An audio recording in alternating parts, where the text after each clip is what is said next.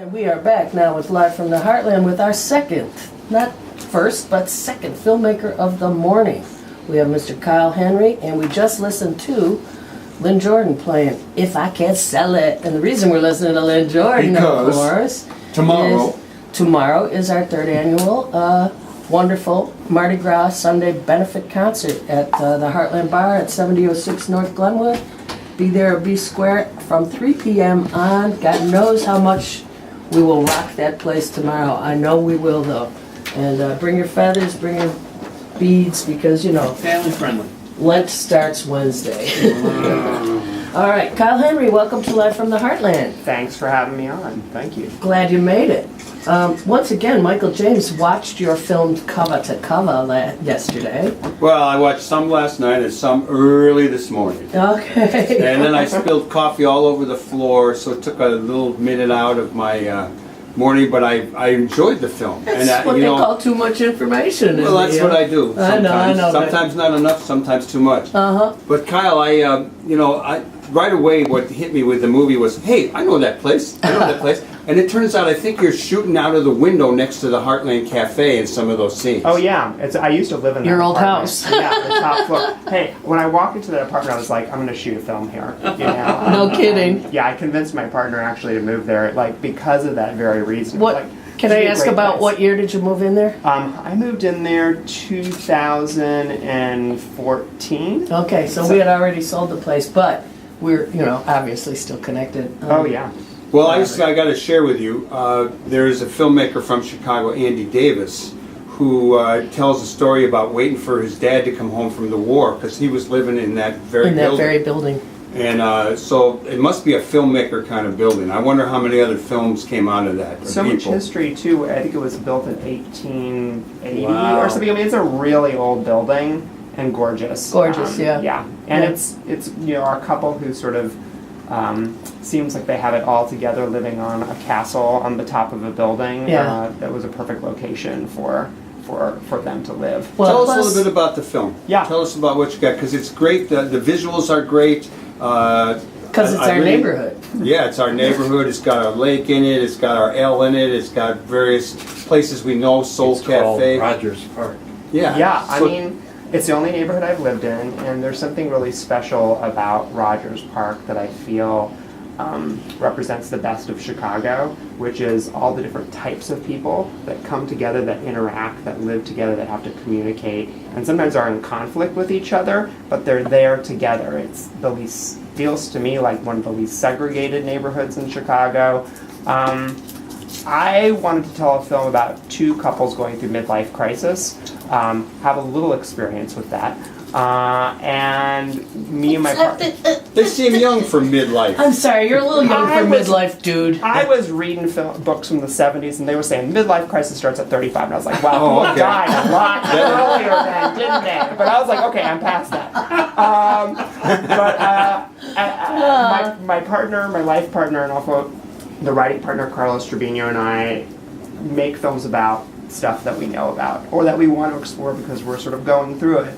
So it's a story of two couples who happen to be interracial couples.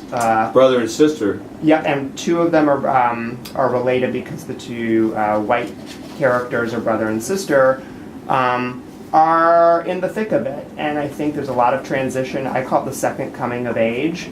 There's not a lot of movies about that.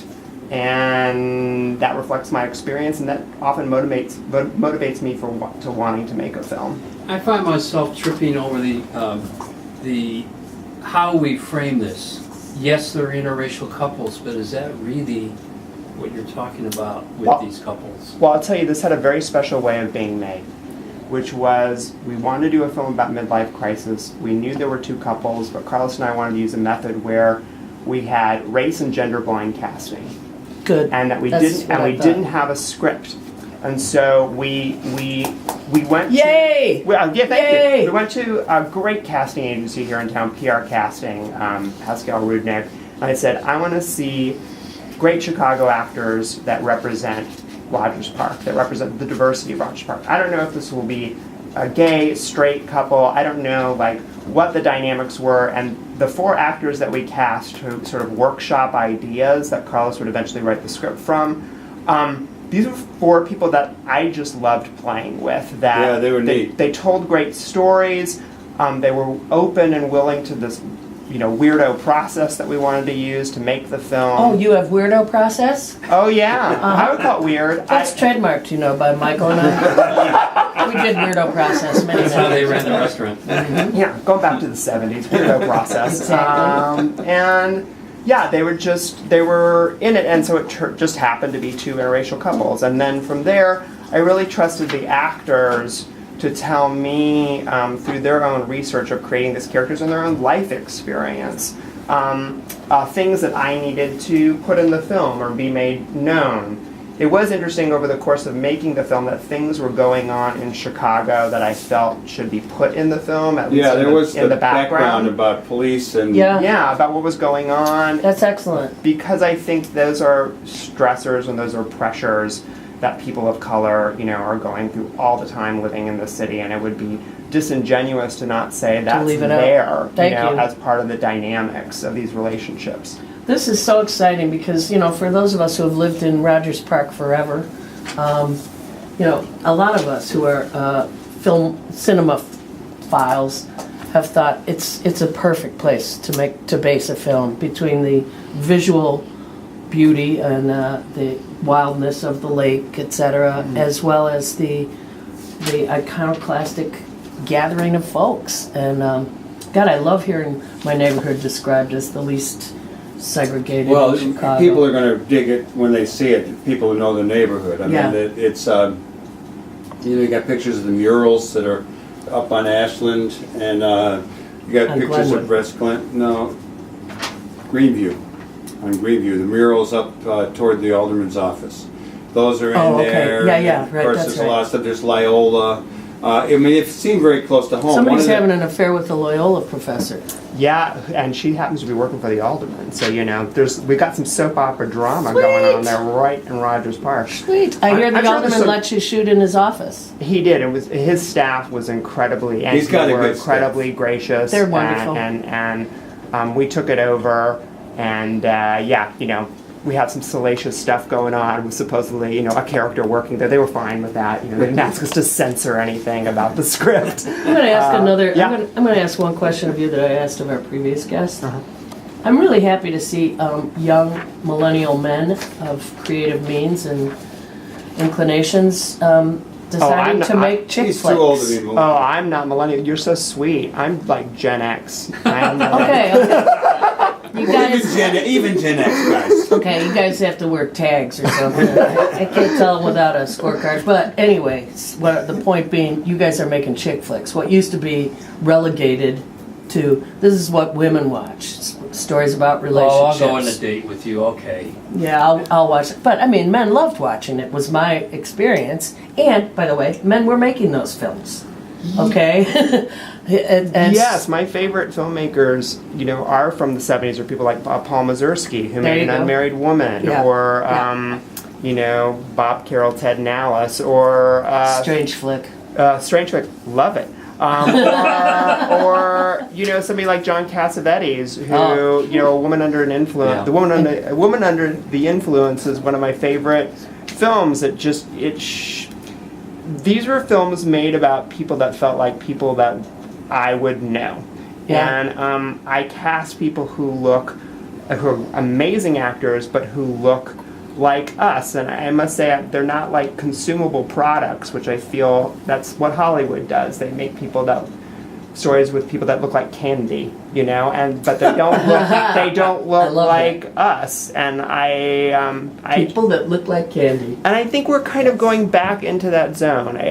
With shows like This Is Us and other things Yes. that are on TV now. I mean, like, oh yes, I'm seeing people I would see on the street now who are the star and not just the best friend supporting character. When Right. I think of All in the Family, I think that's what they pulled off so well there, was having a normal family with all of its challenges and multi-generational differences and whatnot. Because we're in this thread, Nora Ephron, to my mind, always brought a humor to this kind of stuff. Are people going to see that in Rogers Park? Oh yeah, I mean, No, it's good. there are some really funny stuff. I mean, the funniest stuff often is the most painful stuff, right? You know, it's our blind spots, our foibles, and we love to see it play out, you know, emotionally, like Buster Keaton falling down over and over again. We love to see, I think, that to know that life is just this broad spectrum of things. You can have terrible things happening and be totally cracking up at a funeral, you know? So I like to have that broad range in my film, so I think you're going to laugh too. So, Rogers Park is showing at the Cisco Center on February 23rd, 24th, 26th, and 28th.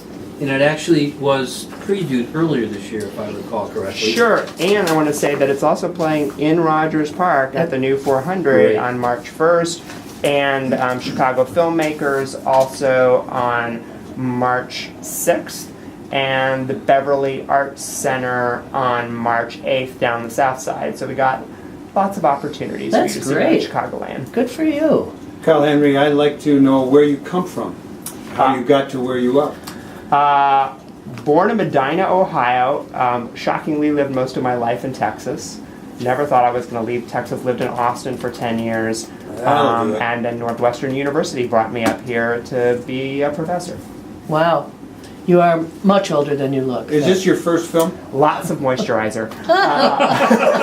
No. I've had two films, two other features before. They both played at Sundance and Cannes Directors Fortnight. So I've been Dang, around the dude. block. But I'm glad this is not my new hometown. Well, as a union member and a SAG guy, I was glad to know that it's a SAG film. Oh, yeah. Both the last one, the Mercury in Retrograde film we talked about earlier, was also a SAG film. That's where the best actors are, and you kind of get what you pay for, as they say. What are your future plans?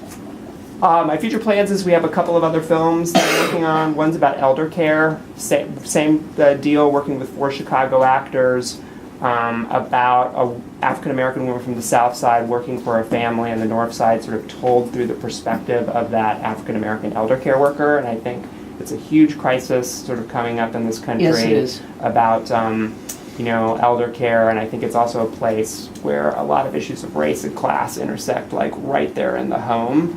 That Phenomenal idea. So there's that, and then my partner and I are also working on a script about a Mexican couple and an American couple who have a very intimate encounter on an island. So Ooh. a little culture clash in the age of Trump.